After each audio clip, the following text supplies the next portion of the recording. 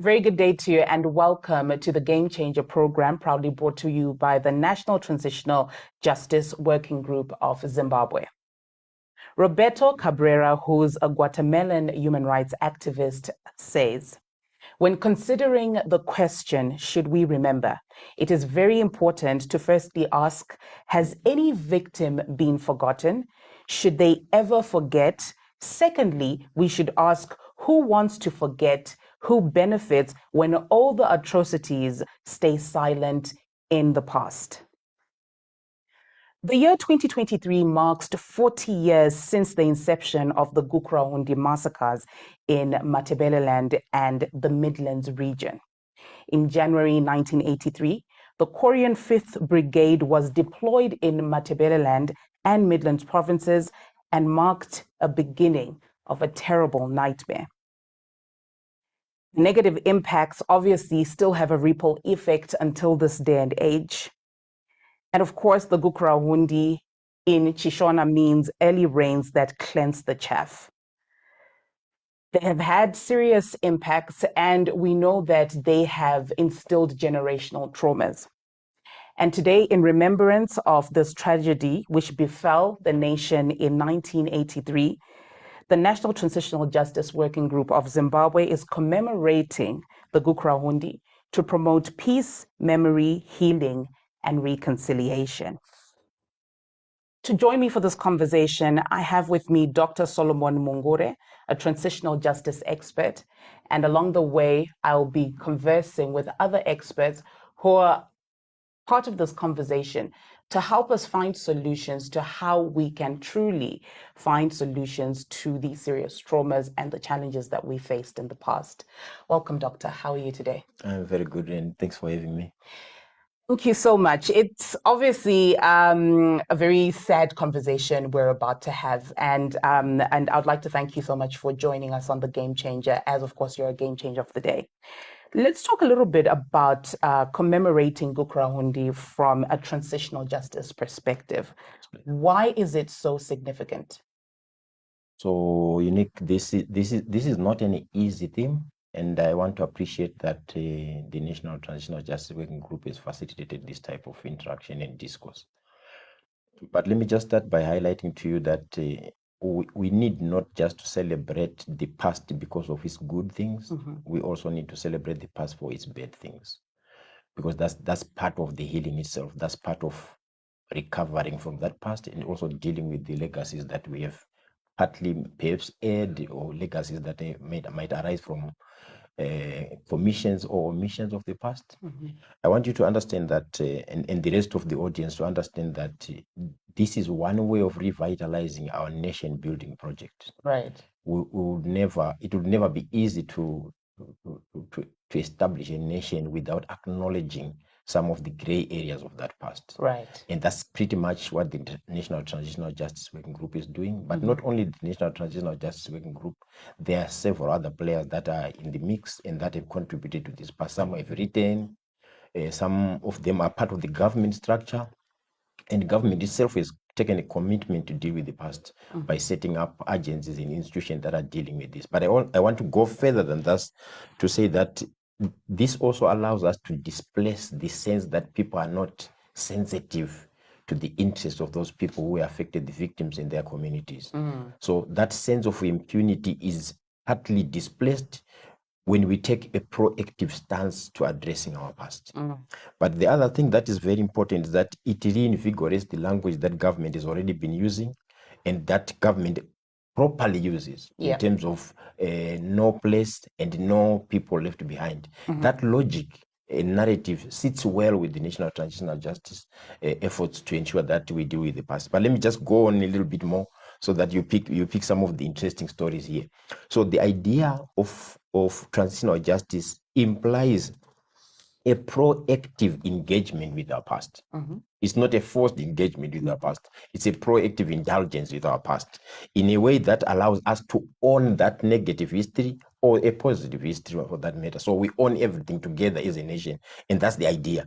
If it is forced on us, then it ceases to be transitional justice because there's no transition when you don't accept that part of the history. So in essence, the National Transitional Justice Working Group has established thematic areas to deal with that past.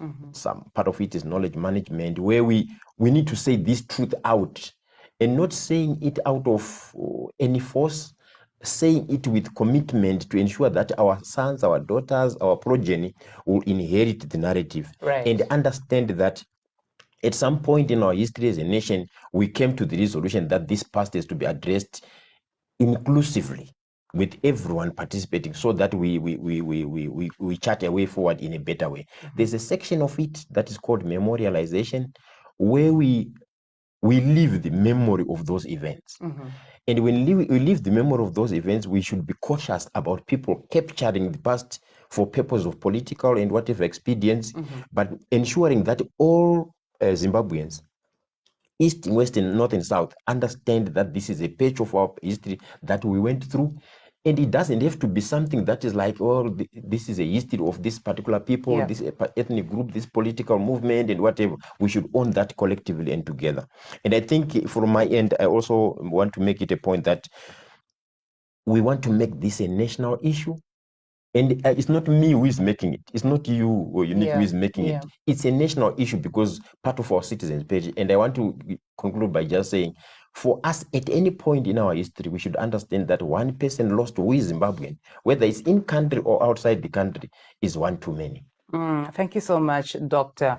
Mungure, for that. And obviously, what I got from you talking about the significance of transitional justice is we need to acknowledge the past because it's very important for us to move forward.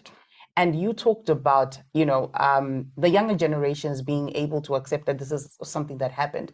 But, as a country, we are actually trying to rectify the challenges that we faced.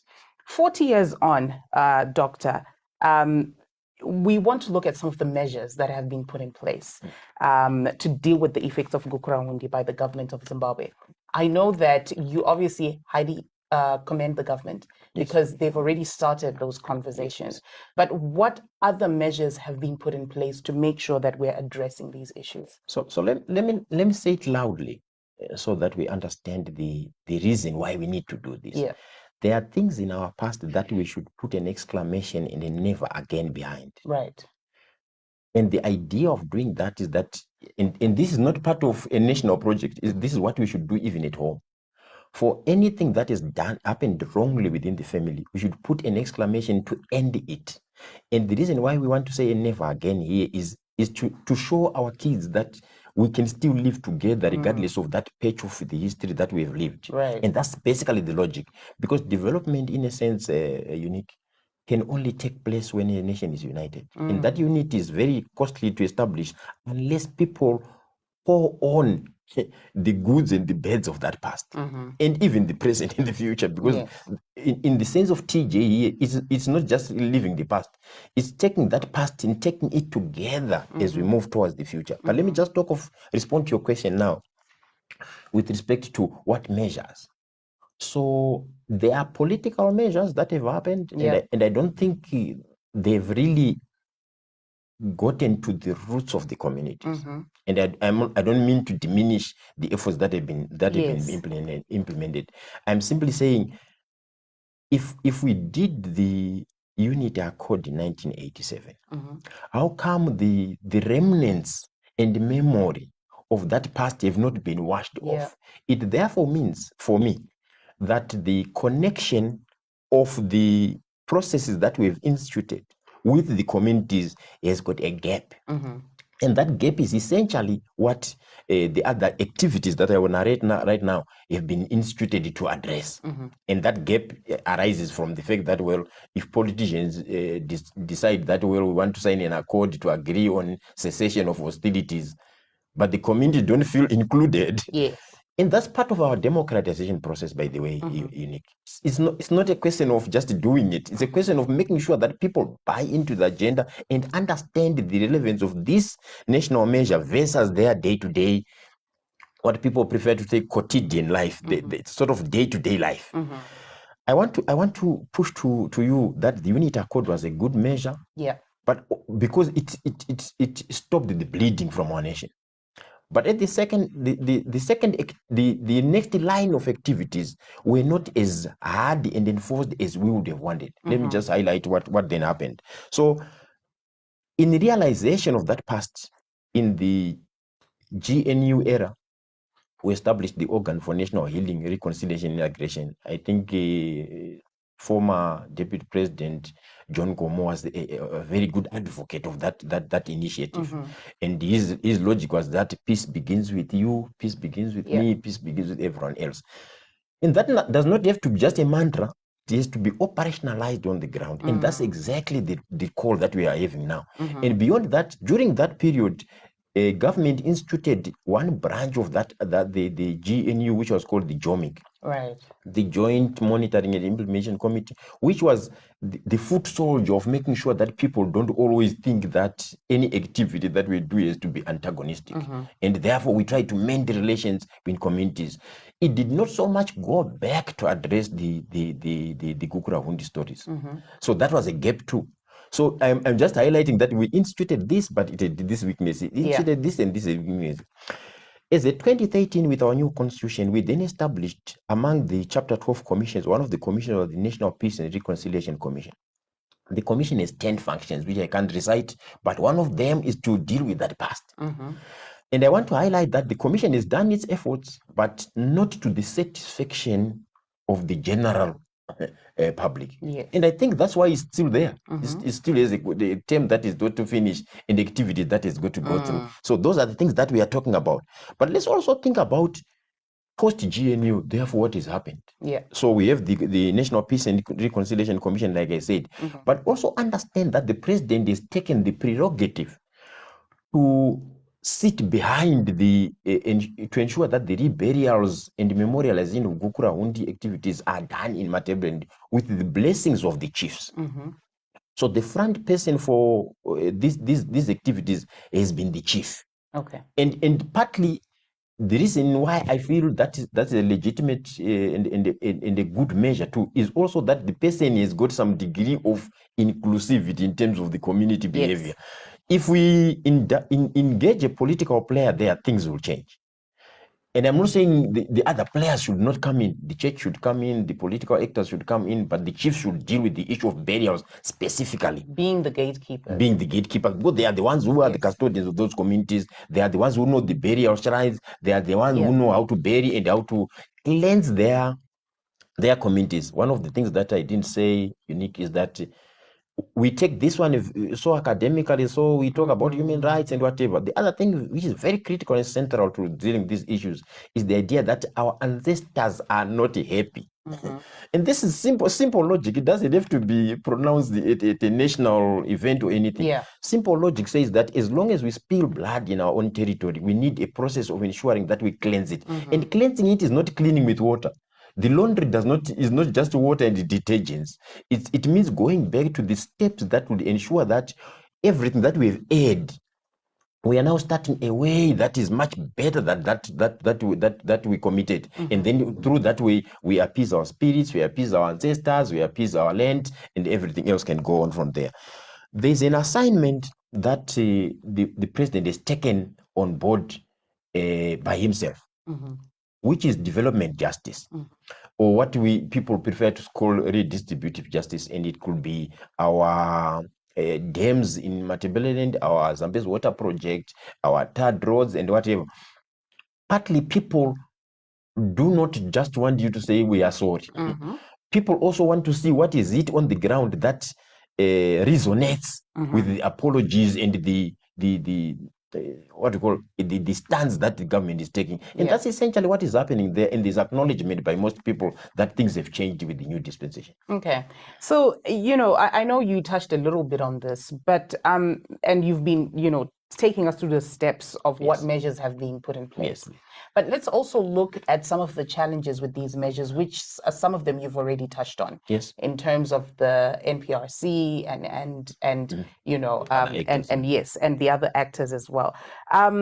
What are some of the missing measures that should take place in order for there to be, you know, proper or seamless transitional justice? So let me say it from I've interacted with the communities on the eastern side of Zimbabwe and the western side of Zimbabwe. Mm-hmm.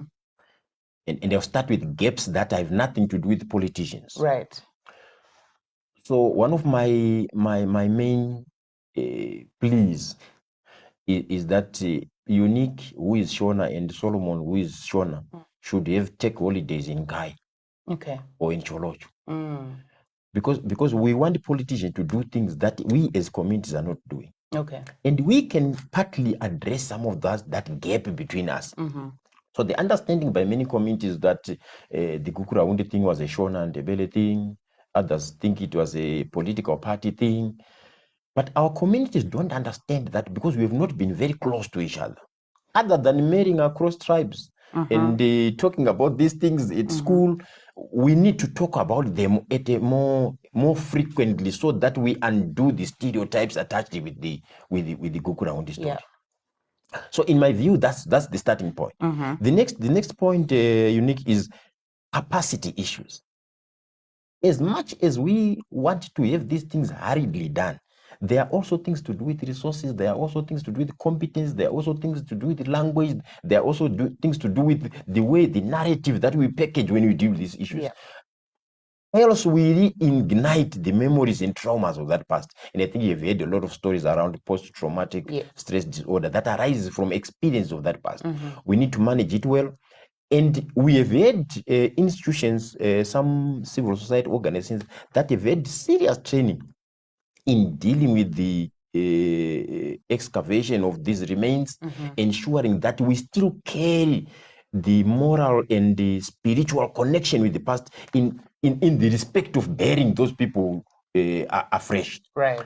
We also have to understand, Unique, that part of our stories in terms of the weaknesses that we've had, and I'm not pointing to government, I'm pointing to all of us, is the fact that it's not difficult for us to go and reconstruct and rehabilitate the infrastructure that was destroyed during that period.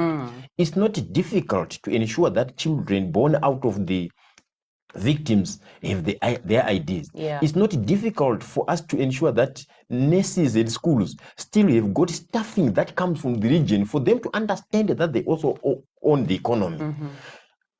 Those are pretty much very simple type of measures. And when I say simple, I'm saying it from a layman's side because I'm not a resource person, I'm not a government person.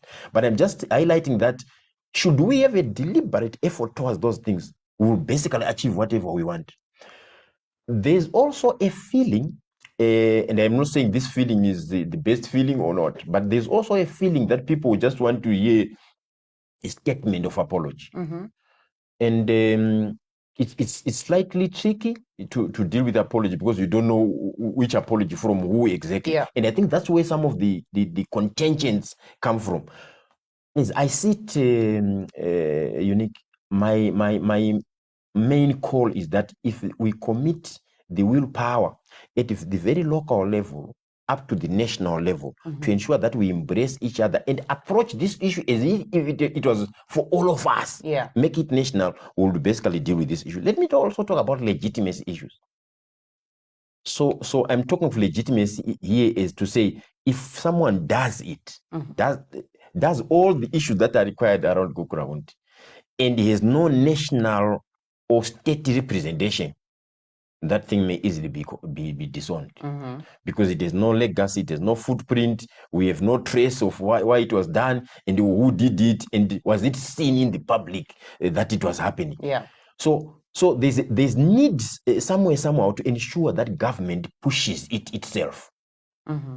And therefore, the rest of the people will look at it and see that, well, our state was so responsible. This is what we did. Let me just say the other things. There's also a tendency, and these are the weaknesses that you're talking about, the shortcomings. There's also a tendency for people just to capture the narrative. there's a lot of political capital when people criticize the way in which this process was prosecuted and whatever. But at this point, many people think that a way forward will be profiling a way forward is a much better way to deal with that past than locking ourselves in blame games.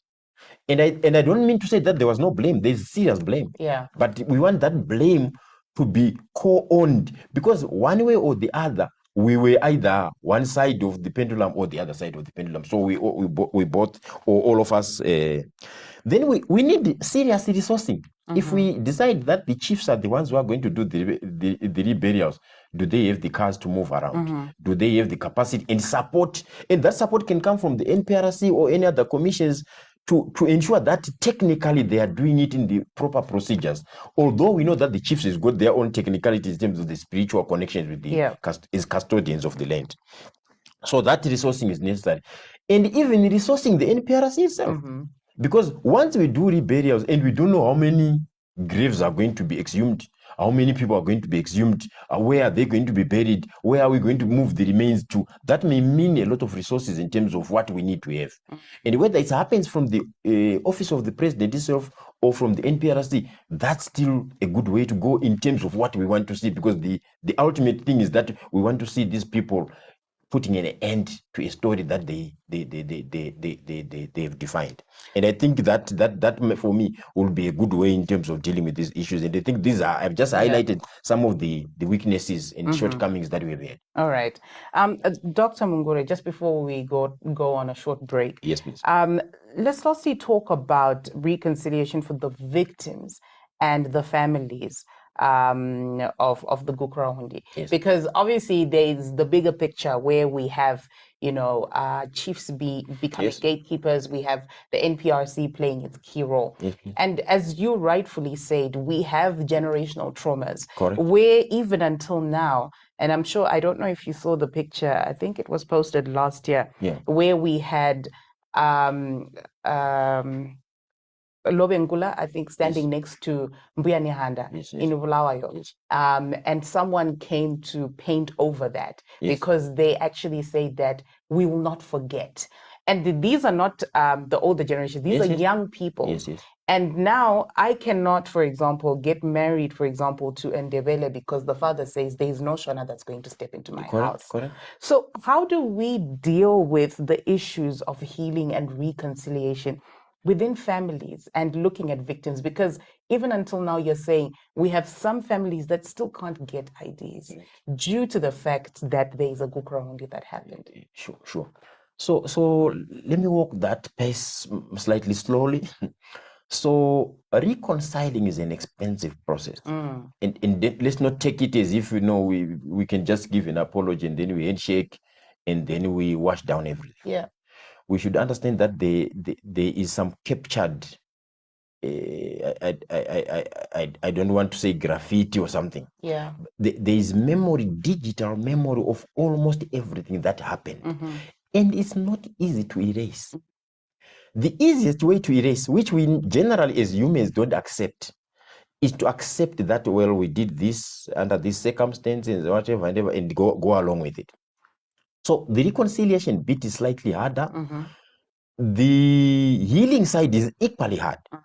Because now, for as long as someone feels that the torment that I suffered and that I'm still suffering is not receiving the requisite,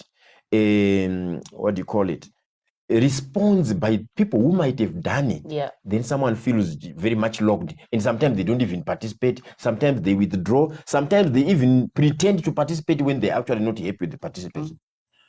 So part of that process might require a lot of psychologists going in, and it's not like psychologists is in trained psychology. They may not even know how to deal with these things because these are very context-specific type of issues. But one of the things that we do is that we need to exhibit a sense of embrace to victims.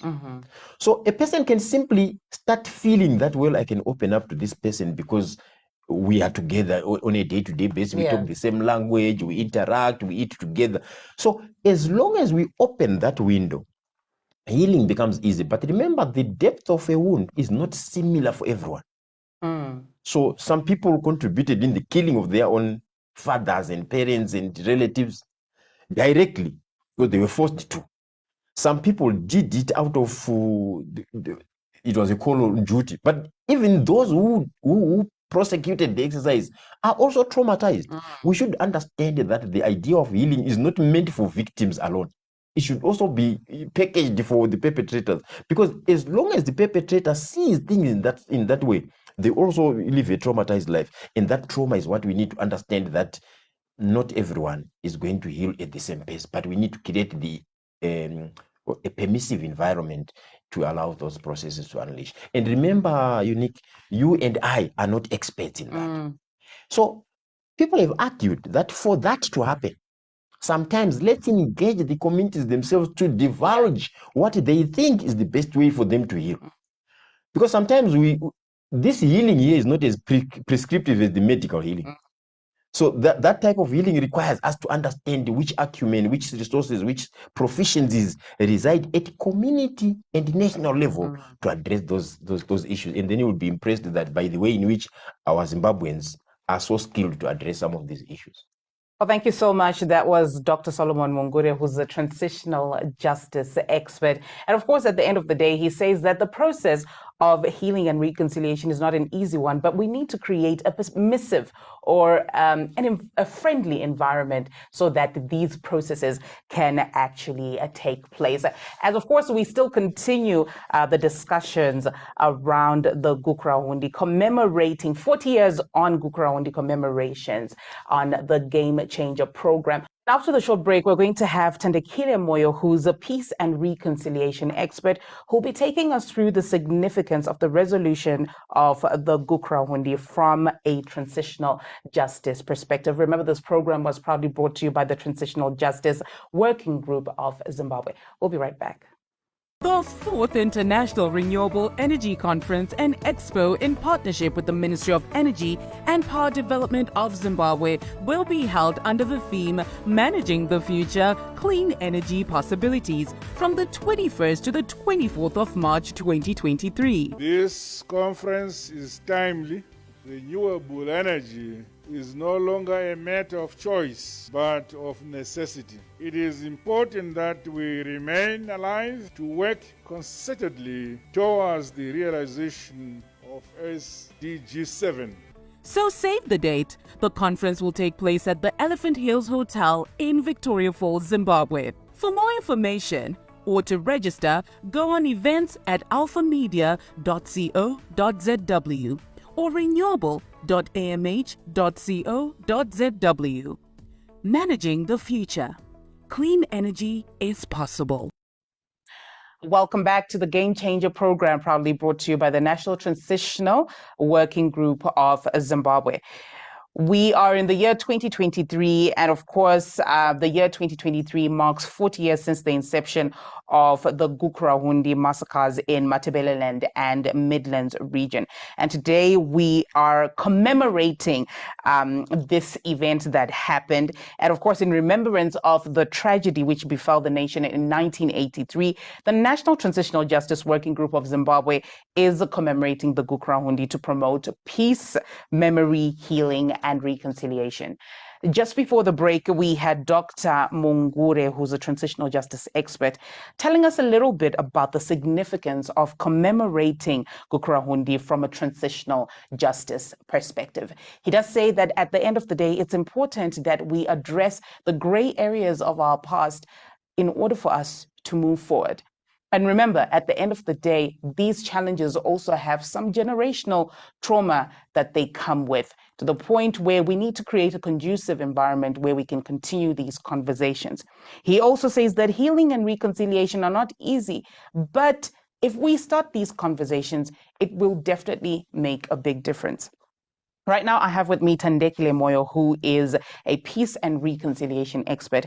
And Thandekile will be speaking to us about the significance of the resolution of the Gukurahundi from a transitional justice perspective. Thandekile, how are you today? Thank you so much for joining us on the Game Changer program. Thank you for having me. I'm good, thanks. How are you? Fantastic. So I know you were listening in on part of our conversation just before the break with Dr. Mungure. Let's talk about the significance of this resolution of the Gukurahundi from a transitional justice perspective. Why is this resolution so important, Thandekile? So it's important for any society that has experienced conflict to try and find ways of moving on to peace times, because the end of a conflict does not necessarily mean that people are now going to live together peacefully. It may just mean that there is the end of active fighting, right? There's the end of killing, but still people post-conflict have feelings of being violated. They've got memories of the violence. They have got traumas that they experience. So it is very important to address those things before a society can move on to being peaceful. And it's also important for development's sake, because most societies that have no peace do not then prioritize development, because they are solving all these other resultant issues from the tensions that still exist even after a conflict. And in terms of transitional justice, you know, I think one of the major aims of transitional justice is to prevent recurrence, right? It's a way of acknowledging that what happened must never happen again, but you don't just proclaim, as the doctor before me said, you don't just say never again and stop there. You have to take active measures to make sure that such occurrences don't happen again. So what that would look like depends on the people themselves, what it would take for them to feel, okay, we have been heard. Because the other reason for resolving such issues is to make sure that victims feel that their feelings are valid. They feel that they are seen, the pain and the suffering that they went through is seen and validated. You know, so when you validate a victim that way, you are also toning down the anger in them. And that anger is what could cause recurrence, right? So you are going through a process of making sure that the people that were violated feel seen, feel that what was done to them is acknowledged as a wrong, and that the society at large is hell-bent on moving forward and addressing those things that were done to them.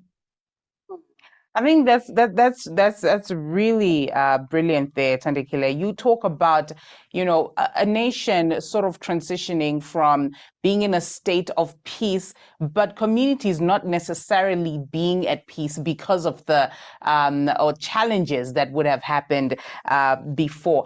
And you also mentioned that, you know, the victims or families of, you know, these certain challenges, for example, we're talking about Gukurahundi, should be heard, and, you know, they should actually be sort of compensated for the challenges that happened. So in your view, who and what is the rightful body or institution to resolve the Gukurahundi?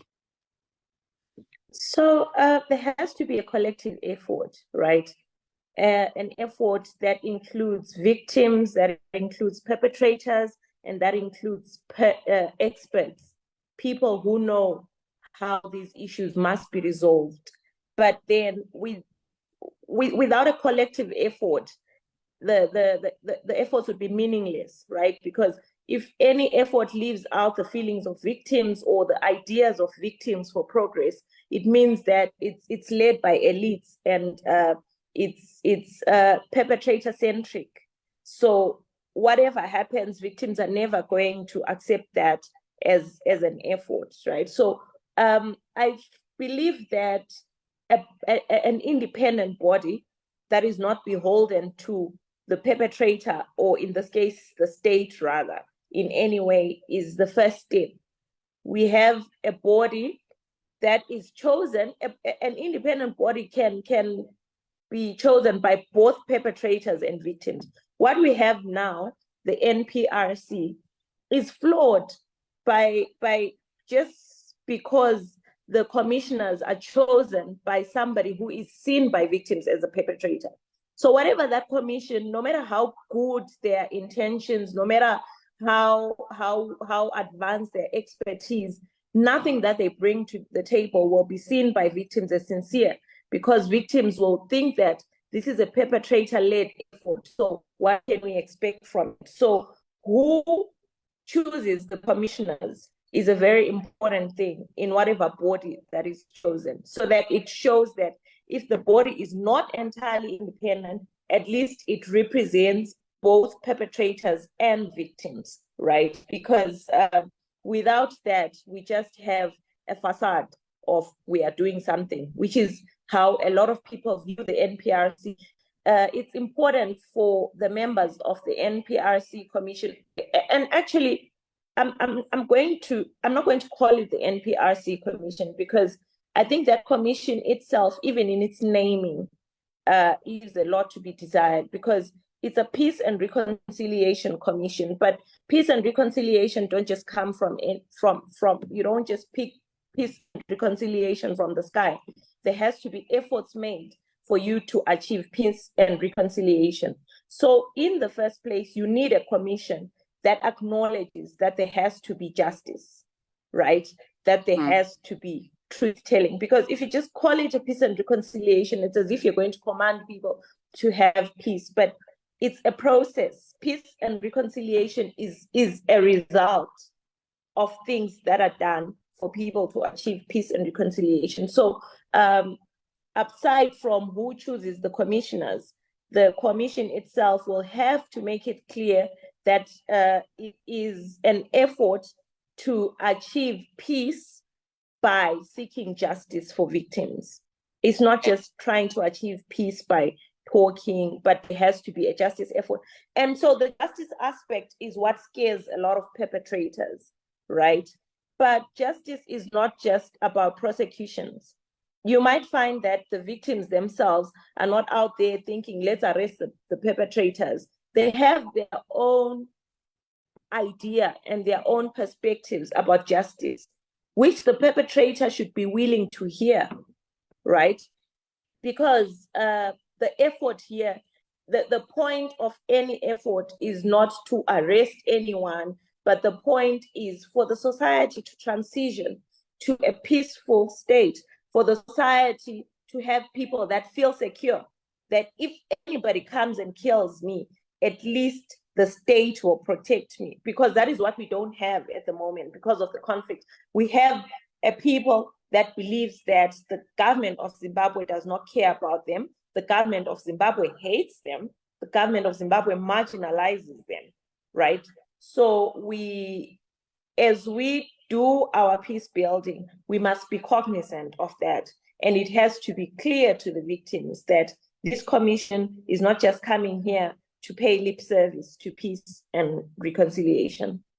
Quite interestingly, Thandekile, you mention, and this is something you emphasize, that, at the end of the day, if the NPRC is being chosen by the so-called perpetrators, and, the victims and the families believe that obviously the NPRC is not being chosen independently, then who should be choosing at the end of the day?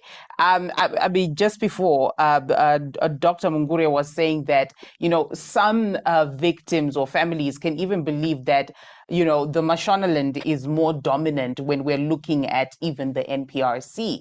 So how can, people from the Mashonaland region have a say in the Matabeleland or Midlands region? How do we fix these challenges? Should we not be going back to those regions and finding experts within those regions to actually have these conversations with these people? Because possibly they could, understand or empathize with them more.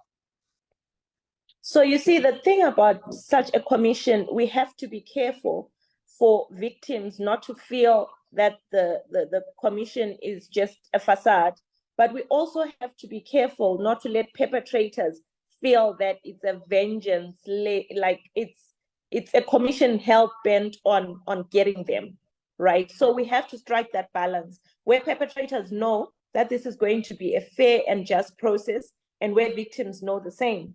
So the commission can't just be victims only or people from the victim side. But how it is now, like the doc was explaining, is flawed as well, because it can't be majority people from Mashonaland. But besides that, it goes deeper than that. The people in the commission, a lot of them have ZANU-PF ties. In the last commission, we had the son of a ZANU-PF minister in the commission. Already, that shows there's a conflict of interest, because ZANU is the perpetrator, right? Because the government at the time was, the ruling party was ZANU-PF.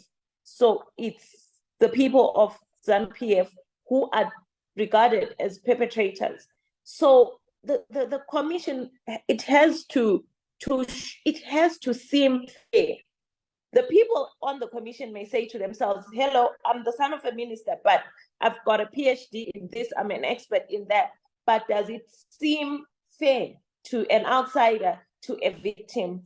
Does a victim feel safe even speaking to that commissioner and telling them, this is what was done to me, right? So the commission should be chosen by both perpetrators and victims. It has to be a collaborative effort.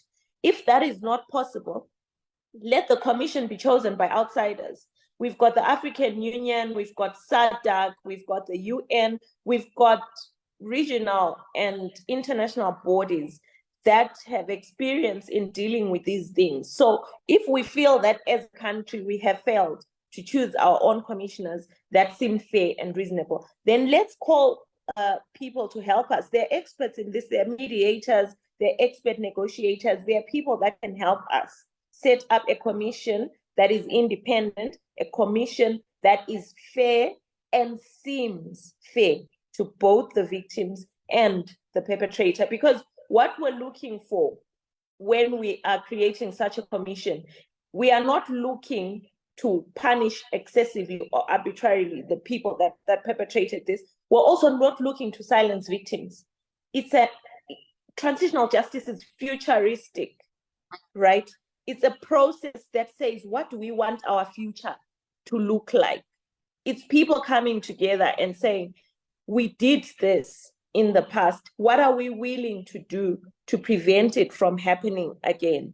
So we have to be really futuristic in our looking at it, and the people on the commission have to be people that can be neutral, people that can look at this without emotion, because both the perpetrator and the victim, they're emotional, they have their own fears. So neutrality is key in this commission. The perpetrator, the government cannot be choosing. So the NPRC can't be the one to deal with Gukurahundi. They can deal with other things that can help peace and reconciliation to be achieved in the country. But for Gukurahundi in particular, because the perpetrator was the government of the time, there has to be a neutral person choosing the commissioners, or both the perpetrator and victim coming up with the commission. Thanks so much, Thandikilo. As a peace and reconciliation expert, what are some of your recommendations on how the Gukurahundi issue can be addressed to bring and deliver justice and obviously foster healing? Because obviously we still see that 40 years on, there's still a lot of gaps, there's still a lot of challenges, people still have serious trauma here. But how can we address these issues of justice and healing?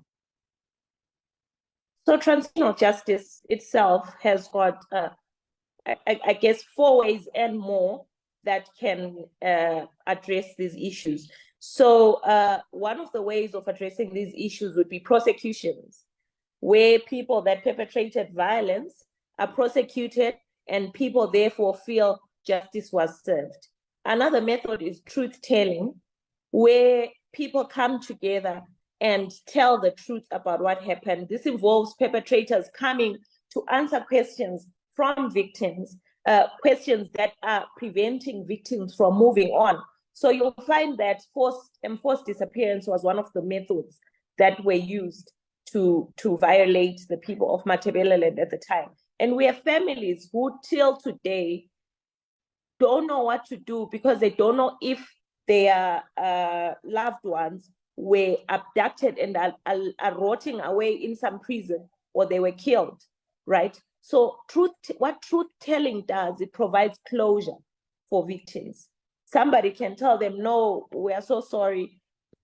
Your father was killed on this day, and this is where they are buried, right? Because victims know exactly when their people were taken, and victims know who came to take those people. So if ever there is a truth-telling process, people can find where their loved ones are, and they can go and get the bones of their loved ones and rebury them, right? So truth-telling paves way for closure, which is what a lot of victims need. And you'll find that perpetrators too sometimes need that closure. So reparations are another way of achieving transitional justice, where like in our situation, we can acknowledge that when Gukurahundi was happening, this was 1983 to 1987, it was soon after independence, while the rest of the country was enjoying the fruits of independence, was enjoying more schools being built to fix the tragedy of colonization, where we had very few secondary schools for Black people.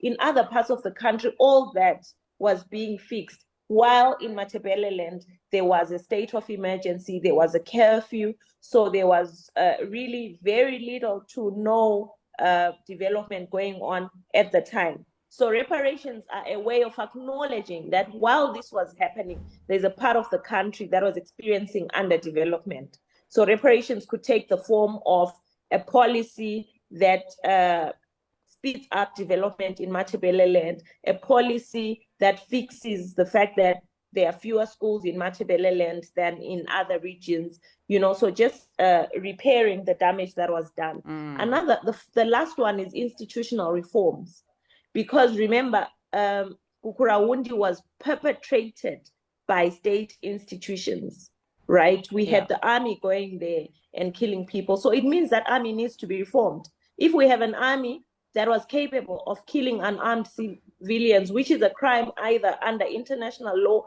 and even under our own national laws, it means that that institution must be reformed.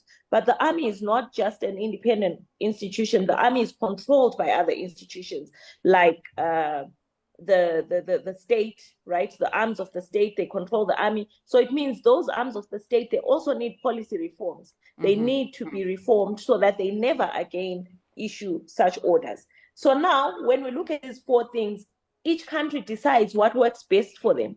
South Africa had a Truth and Reconciliation Commission. They didn't have any prosecutions, but it moved them to another level. People can complain that, okay, it wasn't the best, but it was a starting point. So Zimbabweans can also decide which of these four pillars of transitional justice do we want to concentrate on. Well, thank you so much, Thandekile. And you're definitely right. I mean, we need to start having these conversations.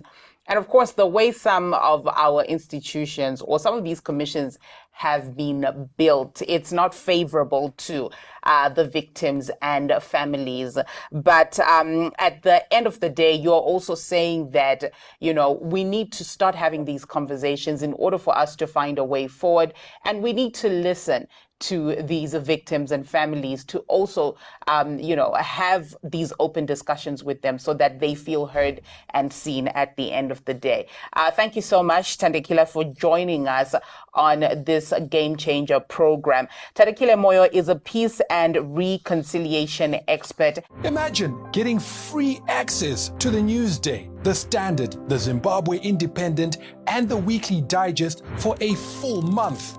Well, you can. And all you need to do is download the Newsday e-reader app on Google Play Store or scan the Newsday QR code in any of the AMH print publications and start enjoying the quality content. Usasaririrewe, famba ne time, famba ne chokwadi, famba ne e-paper.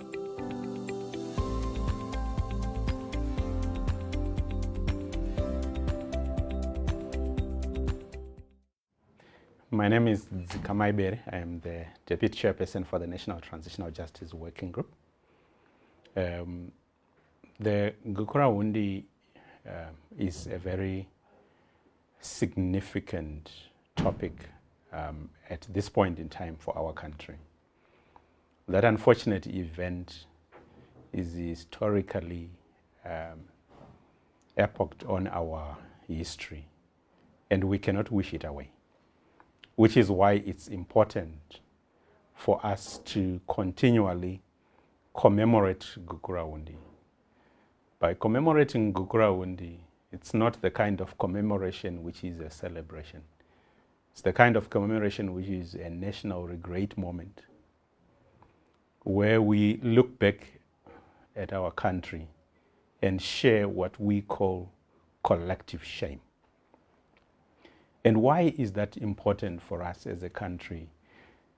It is important, first and foremost, for the victims and survivors of Gukurahundi to know that as a country, as a community, as a society, we will never forget. We will not allow the passage of time to drown our calls for justice, truth, healing. That is important. Secondly, it is acknowledgement. Now, many times when we speak about transitional justice and we talk about acknowledgement, people think it's only the state that has got the obligation to acknowledge. Yes, the state has got an obligation to acknowledge that using the tools of the state, the security apparatus of state that are designed to protect the people, the state deployed those apparatus at innocent civilians and killed over 20,000 people and raped over 60,000 women and the many orphans.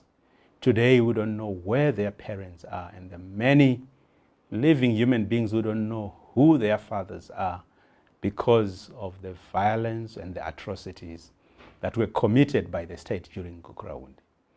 So remembering them is an opportunity for the state to make that acknowledgement. But beyond the state, it is also a societal obligation to acknowledge collectively. We as citizens, we have to acknowledge. Even though we as individuals, as families, may not have done anything wrong, but we acknowledge that something terrible was done by our leadership using our institutions, and we need to remember so that we advance collective acknowledgement leading to collective sorrow and collective shame. And thirdly, it is about the future. So we remember the past for the sake of the future. When we look at the ugliness of violence and we share that collective sorrow and shame, it should inspire our Ubuntu, our humanity, uhunu wedu, to regret and make a commitment to say never again. Now, never again should go beyond rhetoric. It's not just about us saying it was bad, but it is about us as a community taking positive steps to put in place measures to make sure that never again shall we witness any incident, an atrocity like Gukurahundi. But how do we say never again if we don't put in place measures to hold those who were responsible accountable? How do we say never again if we do not reform and transform the institutions that were responsible for that atrocity? And for those reasons, we have to remember Gukurahundi. Gukurahundi does play a role in the violence that we continue to see today at different levels. First, failure to address and redress the atrocity called Gukurahundi creates what we call impunity. Now, impunity, we would say, is the Mungandidi attitude, which has pervaded our politics. What can you do to us? We are above the law. I've heard one spokesperson of a certain political party saying we are too big when asked to account. Now that is called impunity. Now if people kill people in broad daylight. They rape women in broad daylight. And nothing happens to them for 40 years, despite the fact that the perpetrators are known. That creates impunity. It is an encouragement for others to use the same tool of violence to achieve their political gains. This is why since Gukurahundi, our military has continued to be delinquent. You will remember in 1998, at the food riots, it was the police, part of the security system that is supposed to protect people, that was deployed to unleash violence on civilians.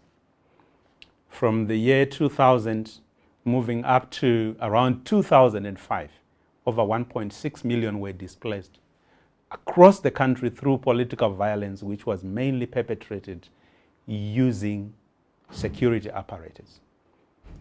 In 2017, the country witnessed an unprecedented event wherein the military said they have got the right to wage a military coup in order to defend the Constitution. Now, fast forward January 2019, the military again, the police were causing chaos and beating up people left, right, and center. 1 August 2018, you will remember the Montlandy Commission, how it clearly implicated the military in the August 1 shootings. Now, this is the fruit of impunity, where people commit atrocities and they are not held accountable. They begin to feel they are too big to obey the law. They are not accountable. That's what we call the Mungandidi attitude.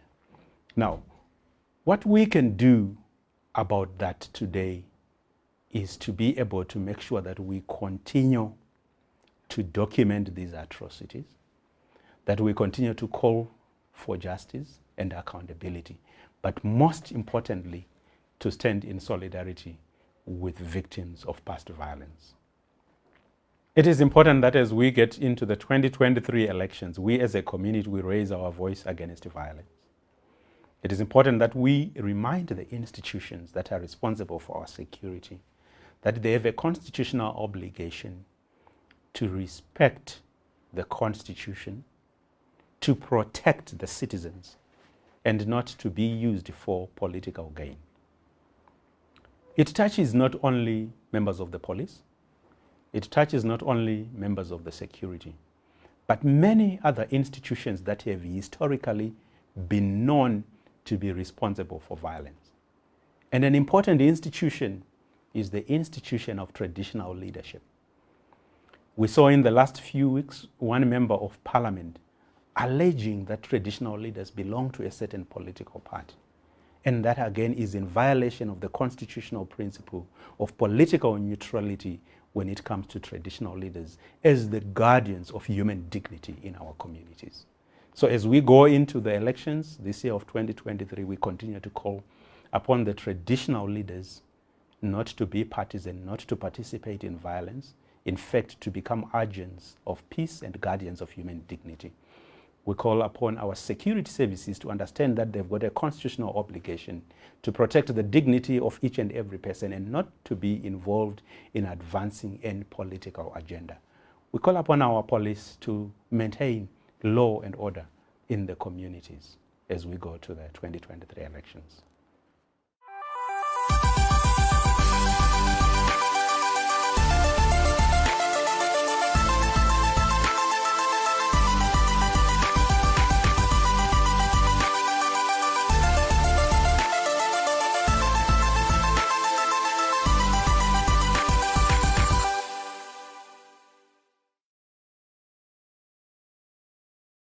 The This program was proudly brought to you by the National Transitional Justice Working Group of Zimbabwe, as of course we were commemorating Gukurahundi, as 2023 marks 40 years since the inception of Gukurahundi massacres in Matabeleland and the Midlands, trying to find solutions, but also having these open dialogues to obviously promote peace, memory, healing, and reconciliation. Thank you to everyone who joined us on this platform, and we'll see you next time.